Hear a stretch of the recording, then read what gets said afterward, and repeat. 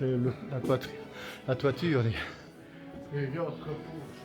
Regarde la toiture, t'as vu ça?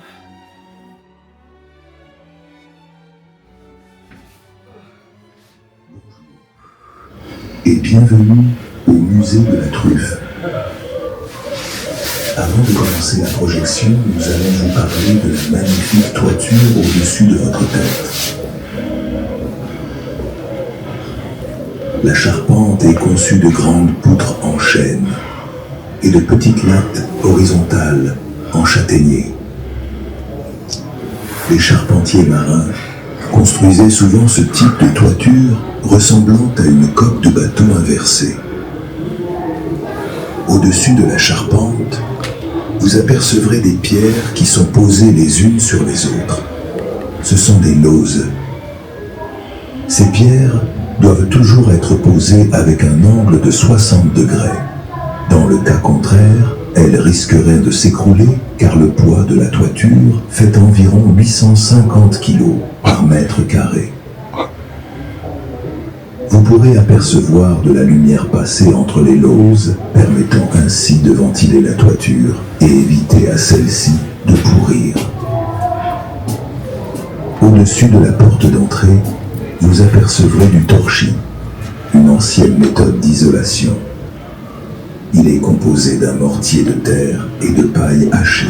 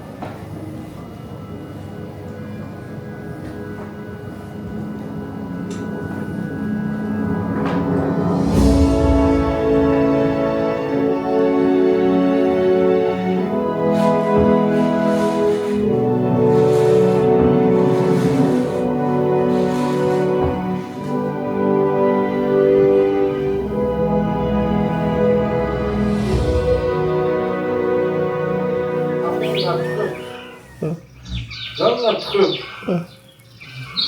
Donne-moi la truffe. Eh non, mais... Ah. Et donne-moi la truffe. Venez, donne la truffe à moi.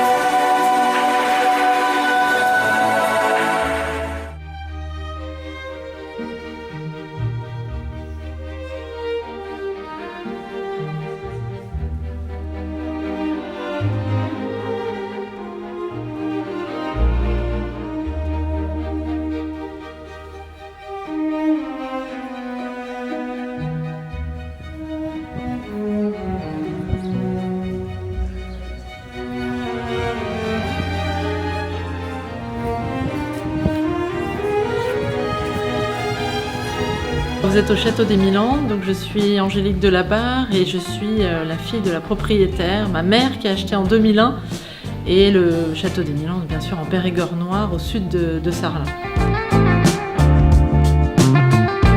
Nous sommes dans la chambre de Joséphine Baker, et une chambre qu'elle a habitée quasiment tout au long de sa vie aux Milandes, et elle avait aussi beaucoup ses enfants proches d'elle. Donc on est au niveau des chambres d'enfants, et notamment de la nurserie, puisqu'elle adopte 12 enfants à partir de 1953.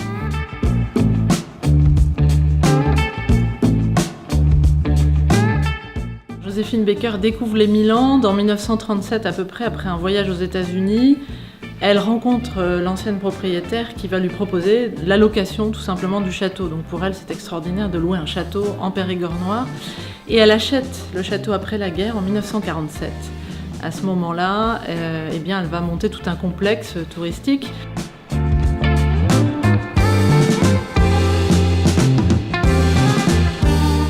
Le château, c'est vrai, en 2001, appelé au secours, il avait besoin d'une restauration d'envergure, donc je n'ai pas pu tout faire dès le début. J'ai senti qu'il y avait un besoin urgent, c'était vraiment les abords du château, et puis de parler de Joséphine, de la vraie Joséphine Baker, mais celle qui vient du cœur, c'est-à-dire celle qui est généreuse. J'ai envie de la montrer sous des aspects très positifs. Et pour moi, il était très important déjà de montrer une grande partie de ses robes, de les mettre dans un cadre, un bel environnement. Donc il fallait aussi restaurer la pièce dans laquelle sont les robes. Aussi, ce qui était très important, c'était la salle de la Résistance, donc montrer, expliquer l'engagement de Joséphine pendant la guerre. Donc le fil rouge, je dirais que le fil rouge pour moi, c'est la passion pour Joséphine, un peu dévorante, qui prend toute ma vie, et l'envie qu'elle rentre un peu, entre guillemets, dans l'histoire de France grâce à son château des Milandes. Il y a aussi une triste fin aux Milandes, puisqu'elle ne pourra pas rester aux Milandes, elle est obligée de vendre aux enchères la propriété, l'ensemble des terres et des maisons qu'elle avait acquises. Et ça, c'est en 1968, une grosse vente très dure pour elle.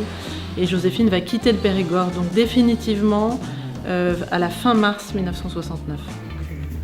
Elles sont un petit peu mouillées, mais sur sa tête, nous allons vous mettre en évidence deux petites touches de plumes que l'on appelle des aigrettes. Il ne faut surtout pas confondre avec les oreilles.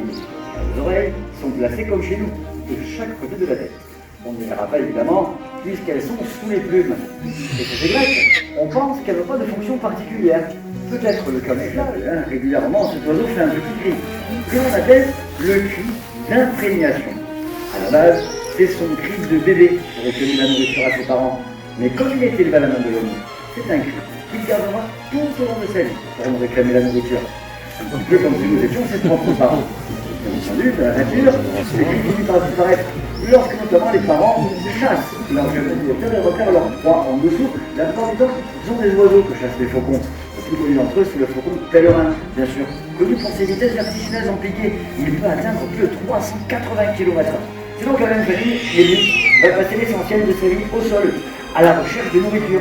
C'est un oiseau très opportuniste, efficace, du coup de nos jours. Il a retrouvé une population tout à fait stable et il ne risque plus de disparaître. Les Américains.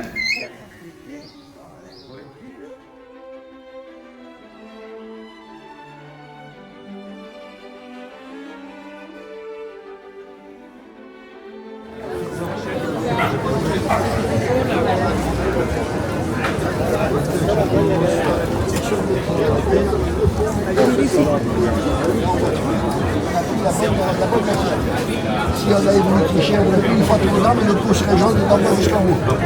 Et on aurait peut-être mis l'étiquette dessus aussi. Voilà, donc c'est pour ça qu'il faut être vigilant. Quand c'est médaillé, en plus, bon, régulièrement, c'est le cas de ce produit-là, ça veut dire que c'est bien perçu au niveau qualité de foyer assaisonnement. IGP Périgord, c'est important, pour garantir une production locale issue d'un gardage traditionnel maïs. Et si vous voulez quelque chose. Parfait. C'est parfait. Merci. Génial. Merci beaucoup.